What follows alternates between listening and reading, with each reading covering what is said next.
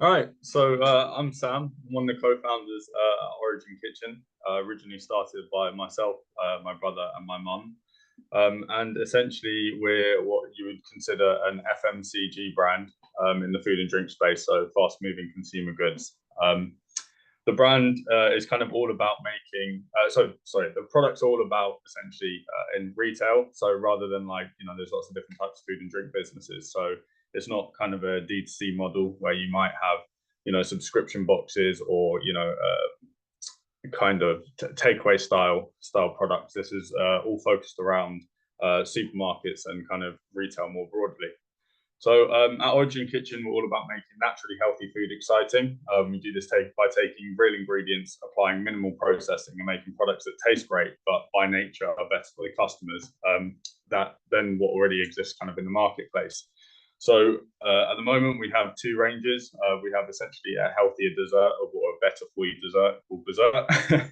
And we also have another range called Spread and Stir, which can be used in like sandwiches, wraps, toast, pasta, that kind of thing. So how did we start? Originally, it was started by my brother in 2019. He worked in a vegan restaurant down in London. And during his time there, he learned a lot about kind of how you could use natural, whole, plant-based ingredients to kind of mimic other kind of things like meat and dairy. But he was particularly fascinated around how cashews could be used to make a kind of a cream style sauce. And it got him thinking, why, isn't there something in the marketplace, kind of on supermarket shelves readily available? To kind of set the scene, this was back in, as I said, kind of it's actually a bit before 2019, probably 2017, 2018, when he first started doing this stuff. I was still probably in my first or second year at uni, but veganism hadn't kind of blown up the way it has done now. So there wasn't like allocated categories in supermarket. A lot of the things you were buying that would naturally be quote unquote vegan would basically just be anything that kind of didn't include kind of meat or dairy originally. So like stuff like falafels, hummus, and that kind of thing. So I was wrapping up at this point. He had been thinking about stuff to do. I was wrapping up my third year at university when I'd met Mark actually, and that summer he had essentially been struggling with mental health somewhat, as I'm sure more people are these days. But he wanted to kind of go out on his own and do something that was kind of a bit more meaningful, and try and help people make better changes through food, as he had found himself by changing those kind of personal habits. So yeah, I came back. I'd been doing business and entrepreneurship. I'd always wanted to kind of have my own business, whether that was going to be straight after graduating or whether that was going to be later down the line. I didn't know, but it turned out to be pretty straight out the gates. So yeah, that summer we set about kind of working on our first range, which at that point was essentially is what is now Spread and Stir, but at the time was kind of, we would think of it more within the dip category, kind of something creamy, full of flavour. So we have three flavours actually, got to mention that. So we have a pesto flavour, a mushroom, and a tomato. But yeah, as I said, like looking around, there wasn't much on the shelves of supermarkets. You had to go to a lot more specialist kind of independent health food and whole food shops. In London, there's a couple small chains, Planet Organic and Whole Foods, which are kind of considered quite at the forefront of changing consumer trends. Not everything that makes it there always makes it into supermarkets, but often a lot of the kind of trends do start there. We were London based at the time as a family, so we were doing our due diligence, working out how the product could supposedly sit on those shelves. And yeah, it's been a steep learning curve. So we kind of finalized what you call MVP, or minimal viable product, something that was tasted good enough, looked decent, and we essentially did some local kind of food markets on the weekends, selling products pretty cheaply, but seeing if people wanted to buy it, see if the product kind of stood up. It went pretty well, and then COVID hit. So the markets, at least initially, got shut down, and we kind of thought, well, maybe this isn't the time to start a business, or at least that's what my brother and mum thought. So I said, let me see if I can sell it into some shops. So that's what I did. We made kind of more sample stock, put it in my little red Peugeot that I had at the time, and started driving around North London to every independent health food shop that I could kind of find on Google, and see if they'll take a free case, put it on the shelf, and then go back a couple of weeks later, see if they've sold it, and if so, kind of repeat order.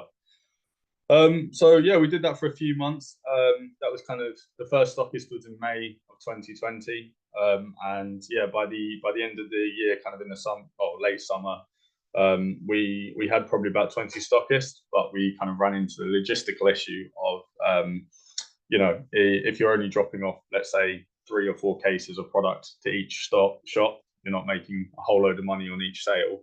And you've got to spend all your time running around delivering to these 20 shops every couple of weeks. You can't really grow a business. So I spoke to the shop owners who I built somewhat of a relationship with, asked them where they were getting everything else that was in their chiller, and they explained kind of the wholesale model that existed for kind of the independent health food shops. And so yeah, I reached out, put an email together through to the buyers there, essentially stating, your shops buy our product, but they don't buy it through you. And yeah, it got their attention. And yeah, we got our first wholesaler a few months after that, before the end of the year. They've actually now gone bust, called the Health Store. They were actually Nottingham based as well. But yeah, we essentially started consolidating our distribution of products through the wholesalers, and over the kind of the next couple of years, we got a few more listings with a few more wholesalers in the health food trade, which is primarily where our products sit, or have done for the past few years. There's probably now 2 or 3 main ones, and then there's some more kind of smaller regional ones as well. So you kind of learn as you go along, but we're now up to 3 wholesalers. We've got some over 200 independent health food stockists around the UK, including in Ireland actually, and also Scotland. So there's actually a stockist in Portsmouth as well, actually, which I can point them out to you guys at some point, maybe in the chat later. But yeah, that's kind of like kind of the summary, I guess, of like the basics of where the business started, and how we got going. I mean, well, the thing I did miss out there as well, actually, is we then launched a second range in our second year, which was essentially made on the same kind of cashew base, a range of desserts, which is now Dessert. And yeah, so we've got our 2 ranges. We've been knocking around for a few years, trying to win independent health food shops. But ultimately, the food and drink industry, it's, at least in the retail setting, it's very much a volume game. So really, you need to unlock the biggest distribution you can, and ultimately those are the supermarket chains. So you have classically the big 4 in Tesco, Morrison's, Asda, and Sainsbury's, and then of course there's other big retailers, maybe like Ocado, Co-op, Waitrose, etc. Up north there's kind of a smaller chain called Booths. So those are the guys you kind of got to aim for long term. Over the past few years, we've had a few opportunities to pitch, but even though people showed interest initially in terms of what our products were about, that we kind of didn't get much further than that. And it's difficult, but you got to reflect and think about why that is. And as a result, over the past 3 or 4 years, we've been trying different looks, different kind of messaging on pack, and more recently, even the way we kind of process ingredients to produce essentially a better product.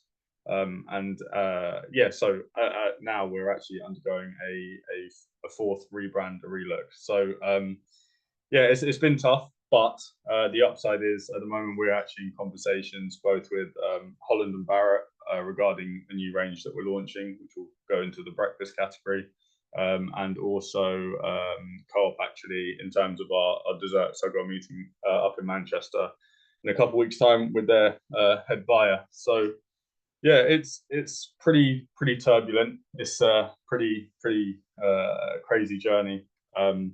We actually relocated as well the business in 2021 from London to Nottingham, to essentially a food grade unit where we can get the required accreditation to supply supermarkets.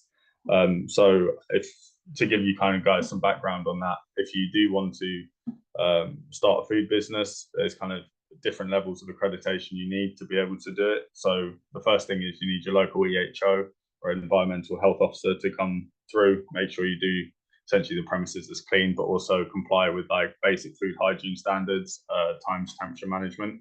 So anyone from the biggest manufacturers in the country all the way down to like your local takeaways, everyone will be visited by their EHO once a year. If you want to supply the supermarkets, you then need one of two accreditations, either SALSA, which stands for Safe and Local Supplier Association, I think, or BRC. BRC is for the really big guys, but SALSA is a kind of a bridging accreditation which allows smaller manufacturers like ourselves to be able to supply into major retailers like the supermarkets. We've been SALSA accredited for 3 years, and it's one of the things where early on in our journey we always wanted to be able to supply into major retailers, and as a result prioritized setting up our own manufacturing capabilities. In the food and drink space, actually the vast majority of startups are have what's called a contract manufacturer. So they don't do the manufacturing themselves, they go out, they find someone who has the capabilities to produce their products, and then often they'll manage like the supply chain for them, for the customer, and the brands essentially place orders with their manufacturing partners and then sell it on to their retailers. So essentially they're just the face of the brand and the middleman. That model sounds great, but there is fraught with lots of problems. One of the biggest ones for small startup companies is the fact that ultimately, if you haven't established traction or volume yet, you probably won't even get in the door with manufacturers to have these conversations. And there's plenty of brands that I'm aware of who we've been in the same space in the same time, but they've struggled to even be able to outsource beyond making stuff themselves. So there's kind of pros and cons to everything. I mean, the cons to being your own manufacturer, the list goes probably reach out the door, to be honest. But you get a lot more flexibility in terms of the people you work with, from ingredient suppliers. You have flexibility in terms of how you produce the products. When you produce the products, you can do what's also called, as I say, contract manufacturing, which is something we also do now. So it's a different part to our business, where we essentially do relatively small batches of kind of 1,000 units or less a day for other brands, smaller brands, which we found a little bit of a niche for. Not something we're looking to do long term, because again, it's a volume game, and ultimately you got to prioritize your own brand and business. But you got to find ways, I guess, to piece a business together sometimes. When you start up, whether it's within the industry I now operate in, or I'm sure it might be the same for many others, what you set out and think your business journey might be like could be quite far from the reality of what that ends up looking like. And I think that's one of the things I wanted to kind of touch upon, is that you've got to be pretty dynamic and resilient, whether it's doing what I do or even in your own lives. I think there's you've got to appreciate stuff isn't going to always work out the way you had planned or wanted to, often with a lot of rejection or feeling like you're not getting anywhere. It definitely felt like that for the first few years, especially when you see people around you securing like substantial listings. So that's kind of the manufacturing side of our business and why we took stuff in South. As I mentioned, it's a volume game, but the other kind of side to the food and drink industry is that you've kind of got to be really quite innovative. And at points we've probably been too innovative, which is a real balancing act. So whether that's creating a product from scratch, or just taking a product that already exists and making new and interesting flavors, or taking a product. A good example of this one actually might be Little Moons, where I don't know if you guys know them. They're kind of like a little ice cream brand, mochi style Japanese ice cream brand, and they've taken essentially ice cream and put it in a new format where you can kind of hold it, and they're now also doing kind of food to go offerings. So there's different ways to approach it, but what we did was probably a bit too outside the box. To begin with, we were trying to present products to at least the senior buyers at retailers where they didn't necessarily fit a specific category in terms of us spreading to their range. And then how the product was being made, kind of they found it confusing. So earlier iterations of our products very much heroed cashews, and why we use cashews. But ultimately, we've learned on this journey that you've got to very succinctly and kind of accurately deliver the benefit to, like, explain the benefit to the customer on packaging. And as a result, we've now don't don't try and communicate that we do innovative things with cashews kind of front and center.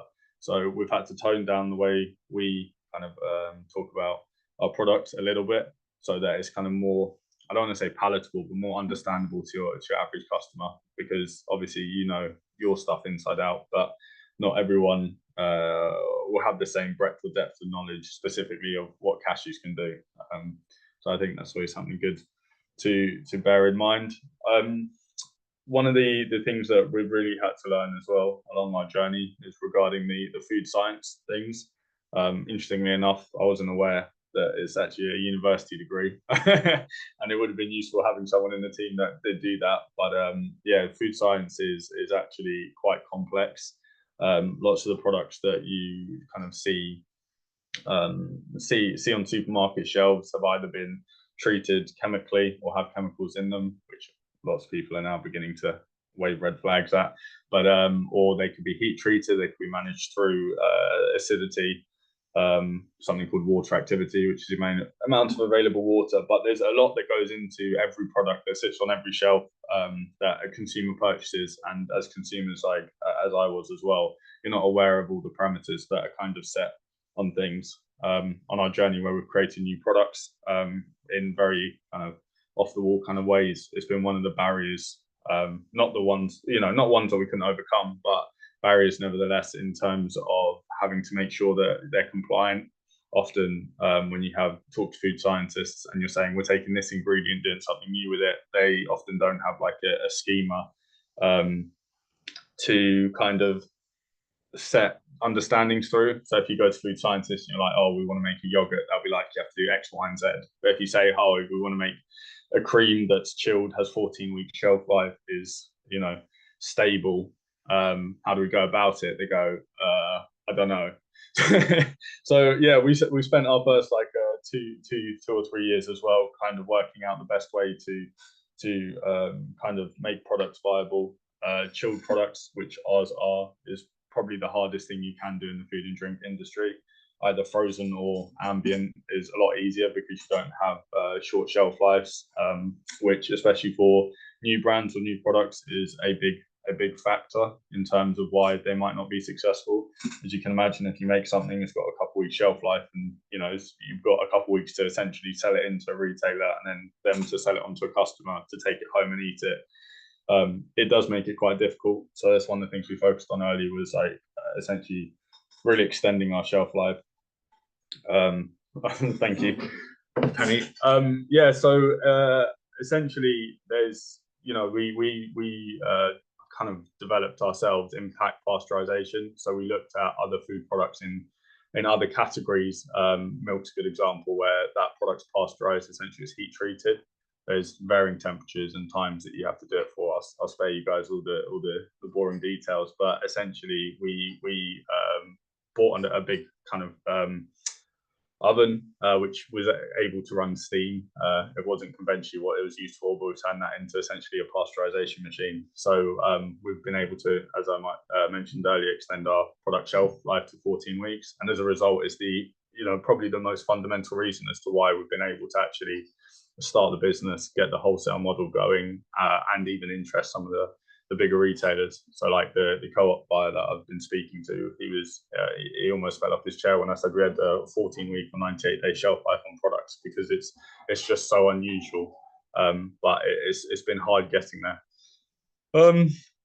I think I've got a list here of just biggest challenges and biggest milestones. So I'm basically running through them if you're wondering why I'm jumping around. One of the other problems we've faced as well is kind of getting in the room, getting meetings with senior buyers is like it's one of the hardest things, and actually the thing that's been most useful in kind of this year and back end of last year is actually using LinkedIn. Unlike a lot of social media channels, it's now I don't want to say like the algorithm's better, but essentially the algorithm is better. You're able to, when you post stuff, you probably get more mileage out of it. You don't have to pay to play like you do these days with stuff like Instagram. But more importantly, it's also a professional setting. So all the people in the industry that you'd want to go after are there. That being set aside, though, trying to cold email anyone, I don't know how many of you guys have had experience with that, is one of the hardest things. Food and drink buyers at the biggest retailers, they're super busy, easily work 10 to 12-hour days. Finding new products only takes up 5% of their time, probably. So if you're one of 20 brands trying to get their attention and only 5% of their time is allocated to you guys anyway, sometimes you'll get a reply and not hear from them for weeks. You'll chase them several times. You start thinking that, you're really beginning to, piss them off. But the truth is they haven't actually seen your email.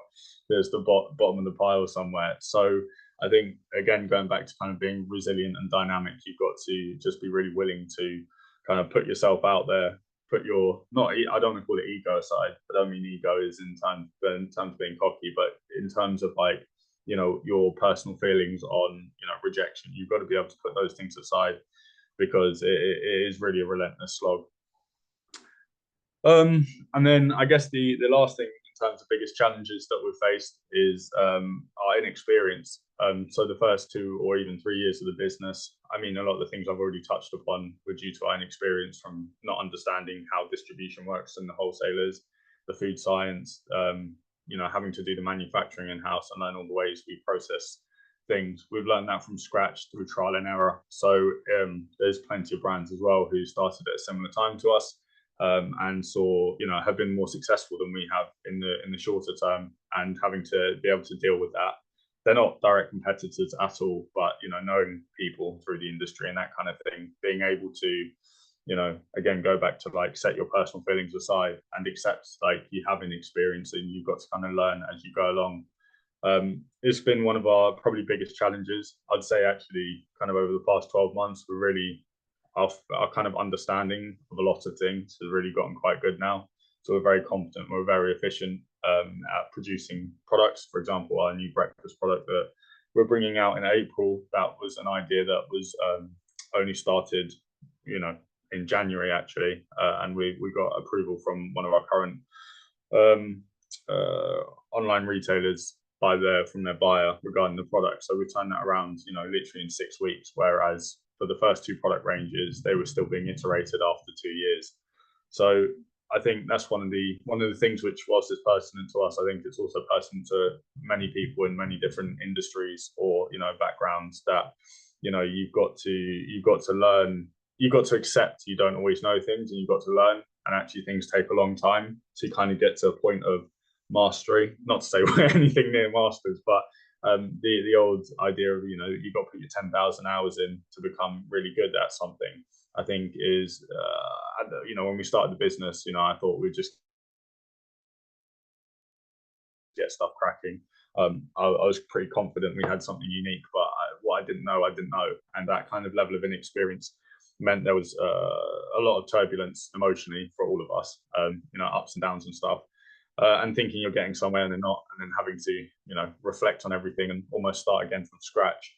Doing that over and over again really does start taking a bit of a battering, but it's all part of, the entrepreneurial journey we've been on. But I think it's always the way with anyone in any industry. You've got to kind of put your hours in, you've got to learn things, and opportunities become more obvious, later down the line, the ways of working. So yeah, I think that sounds a bit blunt stuff as I was saying it, but they're some of the biggest challenges we've faced. But yeah, not to say there hasn't been some good milestones, and I mean the future's looking pretty bright for us now. So in terms of some of our biggest milestones, as I mentioned, the wholesaler listings, we now supply, as I said, around 200 independent health food retailers around the country. All our volume goes through 3 wholesalers at the moment, one down in Southampton, one in Leeds, and the other one in Bristol. We've got good relationships with those guys, and we do probably anything between 3,000 to 4,000 units across both ranges every month now, which has given us a good basis to be able to at least build a business on. We're breaking even or beginning to turn profit actually now. And without that, we would have probably had to give the business up a lot earlier on. It was something that we probably didn't give ourselves enough credit for in the earlier days, because we kept getting rejected by the bigger retailers, which everyone's excited, to get those listings. But, it was actually the wholesalers, the kind of the less sexy side of kind of food and drink, that meant that we were able to survive, especially during a very turbulent period of time. I think actually I'll just touch upon that. We probably picked the worst time in the past, I don't know, 50, maybe 100 years to start a food and drink business. You had COVID, which of course, caused all kinds of supply chain issues off the back of that. Or just before that, you had the whole Brexit ordeal. So supply chain was already a problem when we turned up and started trying to do stuff. Then had COVID. You then had stuff like the Ukraine war kickoff, which sent oil price through the roof. And then food inflation followed that, where a lot of our ingredients in the time that we've been going, only 4 years, for example, some of our vegetables literally has gone up by about 75%. And having to stomach that as a small business and be inexperienced and not know what that kind of how big that is, whilst everyone else does, and how to deal with that was definitely something kind of quite crazy. But we managed it with our wholesaler listings to survive bit by bit. In more recent times, we launched into last summer Whole Foods market in London, which, as I pointed out, I think at the start of what I was saying, is one of the they're kind of called halo accounts. They're a good place to be able to. They're quite big stores. They're very reputable in the US. Whole Foods market has hundreds of locations across the whole country. They have 7 in the UK, in London. But often some of the bigger retailers look at them, and if you can prove good rates of sale, like you're essentially selling good. Yeah, Whole Foods is great, Melanie. But yeah, essentially, if you can prove a good rate of sale in those guys, then often you're more likely to be listened to when talking to a big retailer, because to them you prove the concept, even if it is in quite bougie stores in really expensive parts of London. But yeah, it's one of those things you've got to do. Also, last summer we secured a muscle food listing. So I don't know if any of you guys know about them, but essentially they're a health.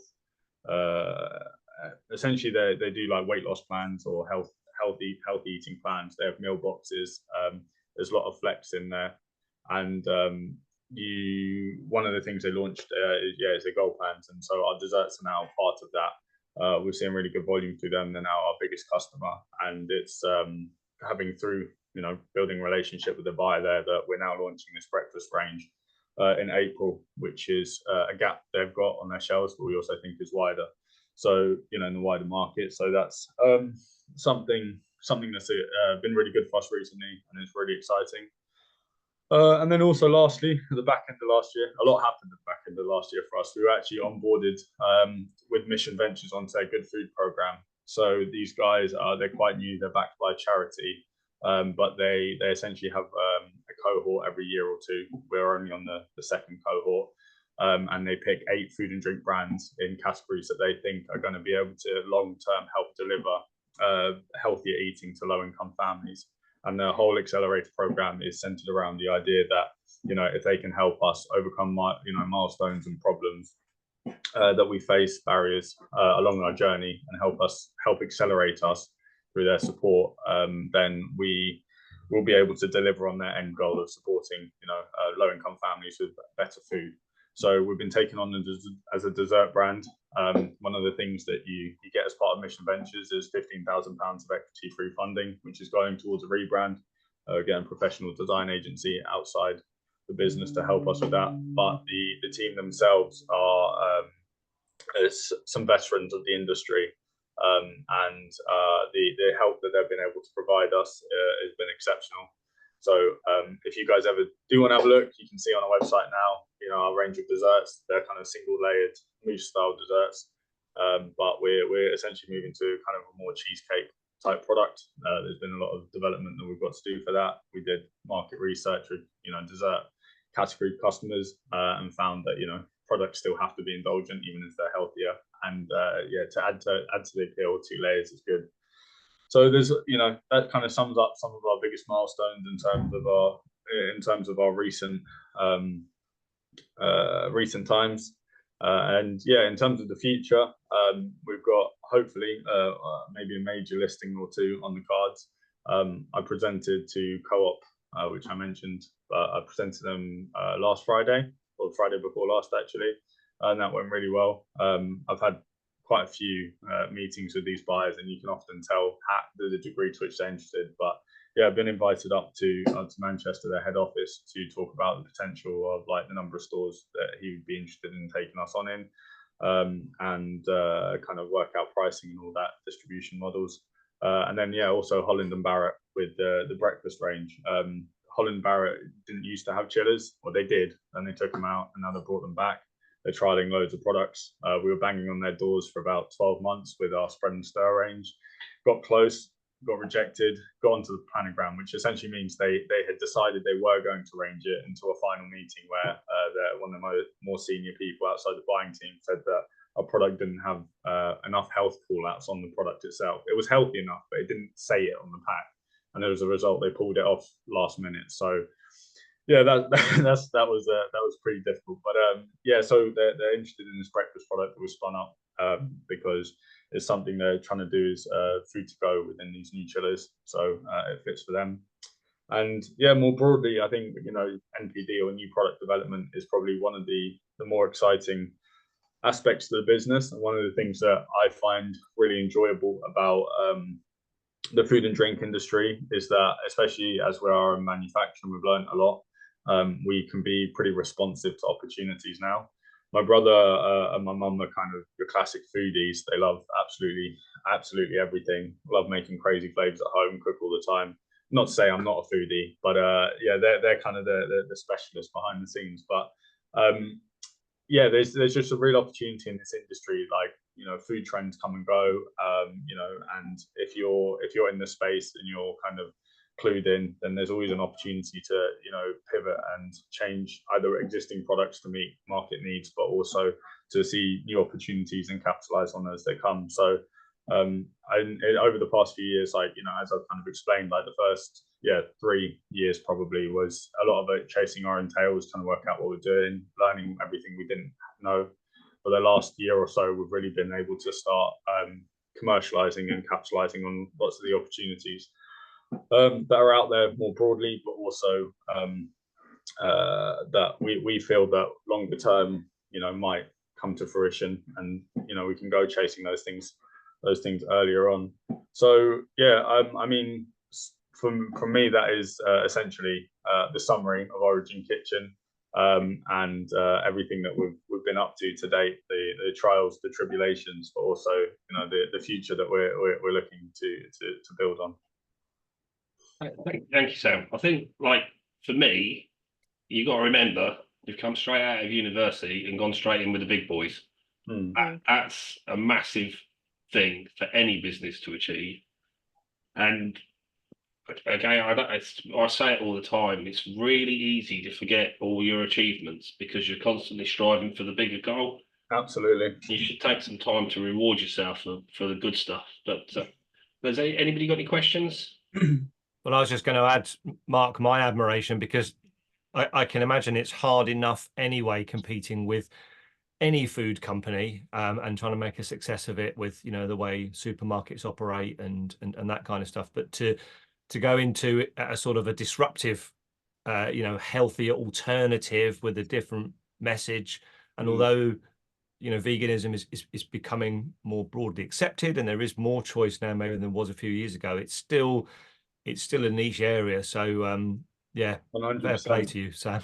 No, it is, you're right to touch upon that, and actually that's one of the things we're pivoting from over the coming years, is rather than trying to be outright kind of plant-based, which is one of the key call-outs we've done, it's actually the messaging, you know, with this rebrand through Mission Ventures we're doing is going to be much more around kind of just food being naturally healthier through the ingredients we use. So they still will be plant-based, we just won't scream it on front and pack, and it's to do you know, to essentially open ourselves up, hopefully, to more customers. Because you're right, like even though veganism's been talked about a lot and it's accepted, it's still only a fraction of the volume of stuff sold in supermarkets. But that little insight you gave with Holland and Barrett, where although the food was absolutely right bang on target for them, you weren't advertising it enough on the packaging. I know. It can really be cutthroat like that sometimes. Yeah, we actually iterated our packaging twice for them because they had a deadline and we only met them really late for a trade show. But yeah, you gotta. It's crazy sometimes. You look at stuff on shelves and you don't realize how much of that kind of communication and the colors and the imagery and how much time and energy's gone into that to try and present that product to you in the way it has been. Thank you. Yeah, mate. How many people in your team, Sam? All right, so we started as 2, me and my brother. Then there was 3, me, my brother, my mum. Business wasn't making enough money. Mum went and got a job when we were in Nottingham to essentially support the business.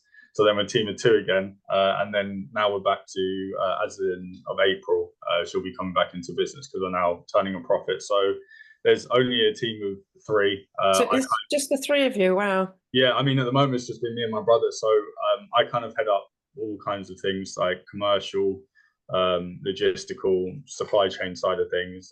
He's very much any branding that you see at the moment, our website, packaging, he's done all of that. Product development, he's done all of that. So kind of on the commercial side, he's a creative. And then we both work our butts off doing all the production, doing all the contract manufacturing. It's been tough. We've done for the past 3 or 4 years, we've been working, not this year, we've decided we've got to give ourselves a break. We've been working 6 days a week, easily doing like 10, 12 hours some days, have no social life, but it's incredibly rewarding at the same time to be able to kind of piece it together. And as Mark said, it's very easy not to notice your achievements, but every 6 months you look back at the progress you have made, and it really is worthwhile. I just want to say well done, because I know you're saying that you've done it in the hardest time, but I actually think the fact that you're going along the healthy route, in the last few years, people have realised that the supermarkets are just full of shit. And you're going to get ill if you eat in those supermarkets unless you go organic. That's why they chuck a pharmacy in there. I mean, it's not rocket science. So good on you taking on the big lads, because they want, you're saying you've now got longevity of your product and it's healthy. That would probably be a big red flag to them, because they want a quick turnover. It's full of crap and just keep going. And it's a shame Melanie's gone, because Melanie's been poorly in the past, and she's literally cured herself through good food and her dance things and all the rest of it. So you've got this far, keep going, and getting into Holland and Barrett, the healthy shops is far better for me. I'd rather go and buy it there than I would in your Tesco's or your Co-op or the other stuff that sells shit. So well done you. Well done your mum going to get something and coming back in April. I literally applaud you, and I would definitely buy your products all the way, as opposed to the absolute shit they sell. And I really do mean the word shit. So good luck. Well done. Thank you, Diana. I do appreciate that. I mean, the major retailers are quite slow to respond to stuff, but the trends are beginning to really shift. I mean, like snacking as a category. Now, if you go down the crisp aisle, there's plenty of like healthier alternatives that are beginning to come out. But generally, a lot of food is still highly processed, and it's because it's the way it's been done. Do you know what I mean? For like the past 50, 60, 70 years, ever since kind of the supply chain of things has been commercialized. So you're totally right, but change is always slow, whether it's in food and drink or lots of other things. But hopefully it does get better for everyone. You'll do it. Yeah, you'll get there. Just keep knocking on their doors. I'm not going to give up anytime soon. Excellent. Do you get much help from the council up there? It's interesting that you are. So funding. Yeah, the food park that we're on is actually council run. They're not the best landlords in terms of responding to your emails and stuff, but there is quite a lot of grant funding actually. So when we moved up here, we got 20% off, or 20% grant funding towards cold rooms that we wanted to install, kind of a walk-in fridge and a walk-in freezer. And then we also got I think further 25% off like a year later on essentially a depositing machine, which essentially puts kind of paste or wet products into jars neatly. So yeah, there is actually quite a bit of support in the Midlands. There's quite a lot of food and drink businesses here. I mean, the UK, a lot of the food and drink that we actually eat in this country is produced here, whether it's like grown, like your classic vegetables, or you know, kind of more consumer ready products like ours, where it's final, you know, it's processed to some degree and packaged. So yeah, I think it's just yeah, it's one of those things that you gotta put a lot of effort though sometimes into finding, you know, the support, right, that's out there, because it's not always as easily ready available, and you've got to jump through hoops, but it is there, and we've benefited to some degree from it for sure. The application for that just closed actually a couple of weeks ago for this year. Right. Essentially, you go on. It's called the Guild of Fine Food. They're the guys that actually do Great Taste Award. It's one of a few things they do. And then yeah, there's like an application period. Your product goes into a relevant category. We've tried to do it a few times, but our products don't fit into specific categories, and as a result, you then get marked against, like, for example, our pesto spread and stir gets marked against the classic pesto, which, you know, it's got very different parameters. Ours is a creamy product, you know, classically pestos are quite oily, you know, made with pine nuts and stuff. So even though we feel our product tastes good, and I think a lot of our customers would agree, like, those kind of things haven't always been the best for us in terms of applying for them. But definitely, if you've got more traditional product, it's a good way to go. I do think in recent years, though, I think like last year, I think Aldi they put everything that they own into all the categories, and I think they came out with like 100 Great Taste Awards. And it was a good example of like where actually the value to a small supplier of having Great Taste Awards has kind of been saturated by the fact people are doing it for a few years, and now the big retailers have come in to go like, oh, our own brand or Taste the Difference really tastes better. Shop, I can't, for the life of me, I can't remember. It's through one of our. Sam, I just had a look. It's Herbie's. Yes, that was one. I think there's another one as well at one point. It's another yeah, I was looking. I could only find something Southsea. Yeah, it's in Southsea. Yeah. I think it's Albert Road. Yeah, what's it called, Maggie? Herbie's. Yeah, if you go onto the website, onto Sam's website, it says stockists. Oh, right, okay. We do have our little stockist function. That isn't all our stockists, because we can't always we don't always know who our wholesalers are selling product to. They don't tell us for privacy reasons. One of them does, two of them don't. But yeah, the Portsmouth one is supplied by our Southampton distributor. I'm not sure that, you know, you might want to call ahead if there's something you particularly want. They'll probably be able to get it in for you, to be honest. They can order as small as 2 units at a time from wholesalers. They're pretty flexible.